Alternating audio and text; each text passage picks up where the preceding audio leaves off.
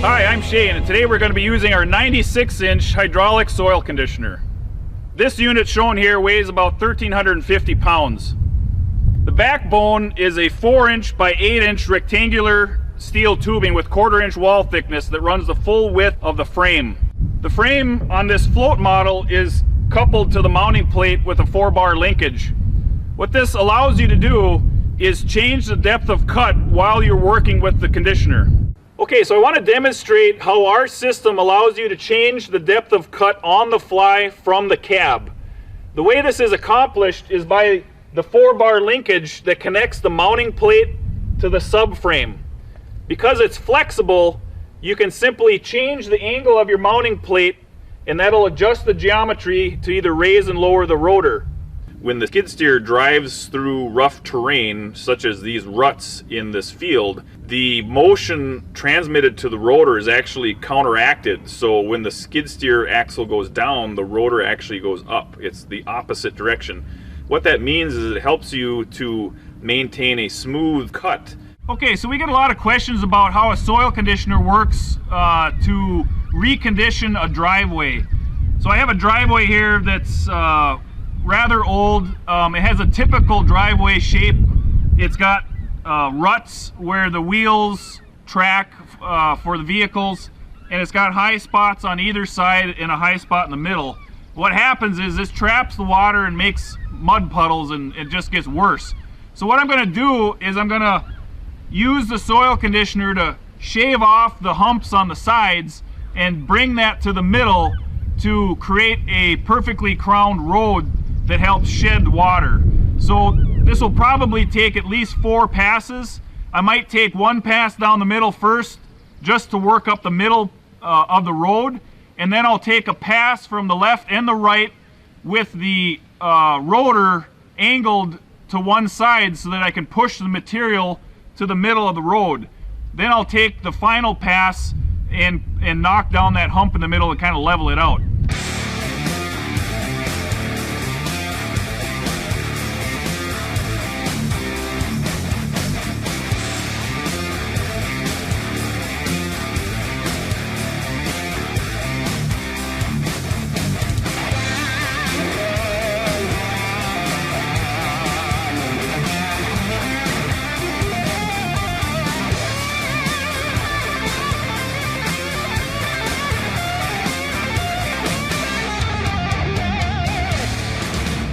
With respect to the size of the driveway, this driveway here is about 160 feet long, give or take, and the 4 passes only took us 6.5 minutes. And so you can see the results. We have a nice gradual crown out to the road. With respect to the shoulder angle, I wanted to point out that because our flexible mounting system here has some oscillation to it, the angle is dictated strictly by where you run your downhill wheel. So I was running it on a part of the shoulder here to just give me a few degrees of cut. If I wanted to be more aggressive, I would just move further to the left. These wheels don't necessarily line up with the wheels on the skid steer loader, but since there's oscillation, the drum, the rotor, and the frame are independent of the skid steer loader. It really only matters where you run these wheels, not where the skid steer wheels run. So that's a really nice feature about the floating mounting plate. We also offer this soil conditioner with a rigid mounting plate, which ties the mounting plate directly to the subframe. This unit is equipped with our optional hydraulic angling. This allows you to change the angle of the drum up to 25 degrees either direction while you're working. This is very handy for windrowing material or moving topsoil from one side to the other. Now we're going to be in a wheat stubble field that was chisel plowed last fall but hasn't been tilled yet this spring. The ruts in here are, probably up to 4 inches deep. So what I'm going to do, since there's a lot of rock in this area, I'm going to simulate that we'd be going in here and prepping this for either sod or planting grass or something. The first pass has already yielded a lot of rock. So this is rock that can't be drawn over the top of the drum. It just gets pushed and pushed along till the end. So you actually do collect rock the first pass. A lot of these are larger rocks. Now the second pass over, we're not going to till as deep we're just going to tickle the top of the topsoil and push the smaller rocks off to the side. So we'll still see a windrow on each side, but just gives you an idea of the rock that can be collected just on the first pass.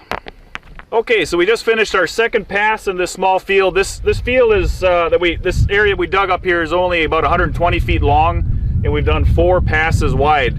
So there's 2 passes worth of windrowing in this windrow right here. You can see the rocks that we dug up are the smaller variety, and they run pretty much the full length right here. When I windrow, I usually windrow to the right side because that's the side without the motor, and I usually raise the wing on that side if I have wings attached. So you can see the nice result we get on the surface here. You get kind of this nice rough finish, but it's not really rough. That helps prevent wind and water erosion. So if you don't get back to this area the same day to plant it, you know, a couple days later, it's still going to be there. The wheels themselves are made of solid urethane, so they'll never go flat. You'll never have to maintain the air pressure. And they're much larger than the competition models. This allows you to get better flotation in the soft material that you might be working in. The rotor on our soil conditioner is one of the largest in the industry. It's made up of a 10-inch diameter tube with 1/4-inch wall thickness. On this 96-inch version, we have 120 tungsten carbide tip teeth. You'll notice that they are not welded in straight lines across the drum, but rather in a spiral pattern. And what that does is keeps the torque on the motor very smooth, so the digging action is very smooth on the hydraulic system. Other soil conditioners out there, you'll find they have the teeth welded in straight lines, and of course that's much easier to manufacture, but what you get is kind of a paddle wheel effect where you're kicking waves of dirt out in front of the drum, and that is loading your motor in a pulsating mode. So it's digging really hard when that whole row of teeth comes around, whereas with us, we have the same number of teeth engaging the ground at any one time. So one of the questions we often get is, how tough are your teeth? The teeth themselves were developed for mining applications. They're tipped with a very hard tungsten carbide tip, and what we did here was a little demonstration showing what happens when it goes up against a granite rock.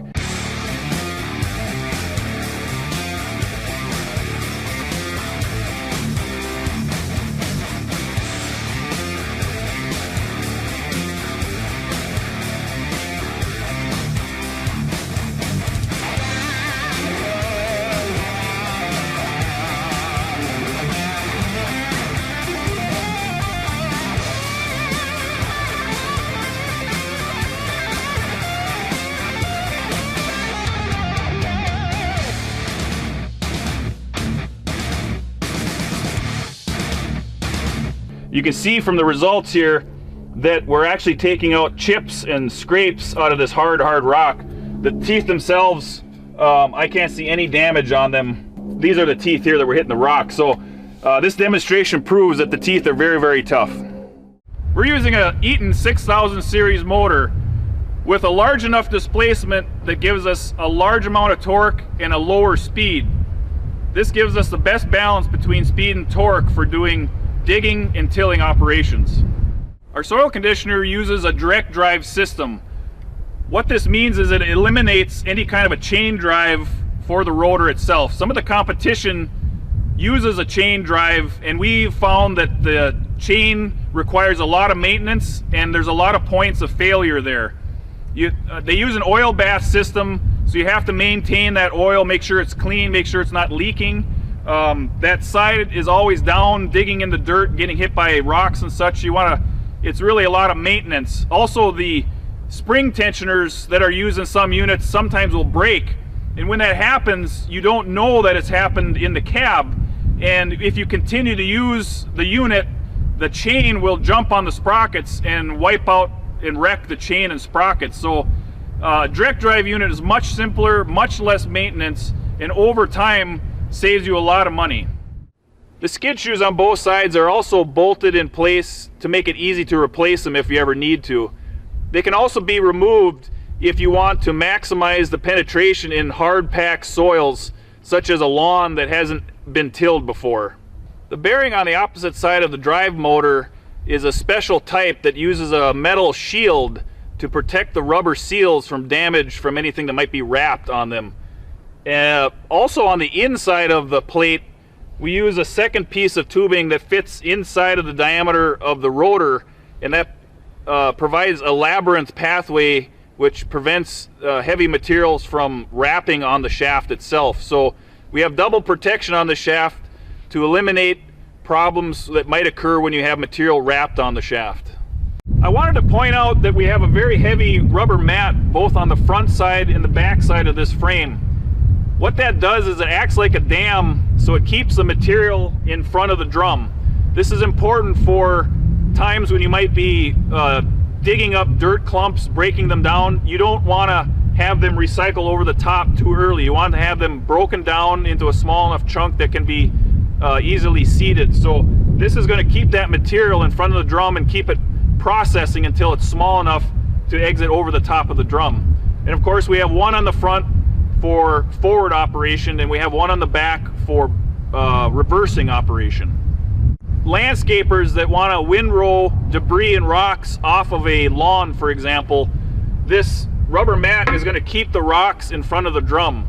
So they'll keep collecting here and either exiting to one side or the other if it's angled, or you can just push them all to one end and then raise up and leave them on one end. So they're easier to collect, and also gives you a better finish on an area where you might want to lay sod or plant grass seed. Okay, so we just finished this area of this field here that was really lumpy. It's not exceptionally hard digging here, it's actually pretty soft soil, but I wanted to show that you can go in and on a first pass really knock all the high spots down and get it really workable so that the second pass can be a nice dress up finish pass. So that's just what I'm trying to show here. And then we also show the difference between the standard flow and the high flow. In the finish you really can't see any difference. I was maybe able to drive a little faster on high flow. It certainly threw more material around, which if it was dusty would be more of a problem, but certainly this machine works perfectly well on standard flow. That's what it's designed to do. So very impressed with how it worked. Be sure to check back later as we do more videos. Give us a call or check our website if you have any questions.